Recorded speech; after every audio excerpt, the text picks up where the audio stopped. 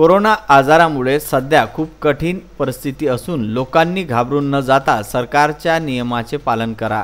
दिवसेंदिवस कोरोना विषाणूचा संसर्ग वाढतो आहे। अमरावती जिल्ह्यात एका कोरोनाग्रस्त रुग्णाचा बळी गेलेला असताना अमरावती जिल्ह्यातील ग्रामीण वैद्यकीय यंत्रणा देखील जोमात कामाला लागली आहे।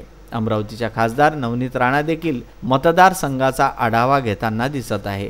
ग्रामीण भागातील दर्यापूर पोलीस यंत्रणा कशा प्रकारे कार्य करत आहेत, पोलिसांच्या अडचणी काय आहेत, उपजिल्हा रुग्णालयात जाऊन आरोग्य यंत्रणा ग्रामीण भागात सज्ज झालेली आहे। सर्व बाबींचा आढावा घेत खासदार नवनीत राणा प्रत्यक्षरित्या जाऊन पाहणी करताना दिसून येत आहे। खासदार नवनीत राणा यांनी प्रत्येकाशी संवाद साधला। अत्यावश्यक बाबी वगळता कुणीही घराबाहेर पडू नये असं आवाहनही त्यांनी केलं। सकाळपासून बाहेर निघालेली आहे आणि सोशल डिस्टन्सिंग हा ठेवली पाहिजे, पण त्याच्या मागे आम्ही आमच्यासारख्या लोकप्रतिनिधींना बाहेर निघू। डॉक्टरांना काय व्यवस्था आहे, कुठे कमतरता आहे, काही त्यांना उपलब्ध N95चे मास्क किती उपलब्ध पाहिजे आणि किती सरकारने दिलेले आहे शासनाने, आणि आमचे जे मेन जिल्ह्यातले जे हॉस्पिटल आहे सरकारी त्यांनी किती उपलब्ध करून दिलेलं आहे।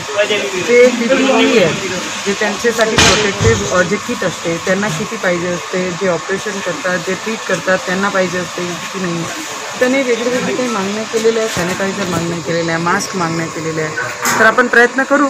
ज्या हिशोबाने मी 1 कोटी रुपयाचा PM फंडमध्ये जे आपला निधी दिला आहे फक्त याच गोष्टीसाठी दिलेली आहे की आमचे जे डॉक्टर्स आहे, पेशंट आहे, त्यांना जी सेफ्टीसाठी त्यांच्यासाठी जे पाहिजे त्याच्यासाठी आपण तेवढा फंड दिलेला आहे। म्हणून मी रुग्णालयाचं आयसोलेशन वॉर्ड पाहायला, मी किती लोकांचे बेड कसे कसे त्यांनी ठेवलेले आहे, पण आतापर्यंत दर्यापूरमध्ये एकही पॉझिटिव्ह आलेला नाही आहे। प्रत्येक त्यांनी काही 4 पेशंट बाहेरचे आलेले होते, काही 5 पेशंट मुंबई पुण्यातले होते, तर त्यांना प्रत्येकाची टेस्ट केली पण सगळे निगेटिव्ह निघाले। तर दर्यापूर तालुक्यामध्ये एकही रुग्ण अजूनपर्यंत आमचा कोरोना डिटेक्ट झाला नाही आहे। तर तरी आम्ही सकाळपासून तेच फिरत आहे, कुठे काही मी दुसरे वेगळे मदतीचा हात देतो। आणि डॉक्टरांची सगळ्यात मोठी कमाल आहे की स्वतःचा जीव हातात घेऊन तर लोकांची सेवा करण्यासाठी मास्क घालून, पूर्ण ड्रेस घालून, कॅप घालून, हाताचे ग्लव्स घालून ते सगळे लोक इलाज करत आहे। म्हणून मी सगळे लोकांना एक विनंती करेन की सोशल डिस्टन्सिंग हा मेंटेन आपण केली पाहिजे।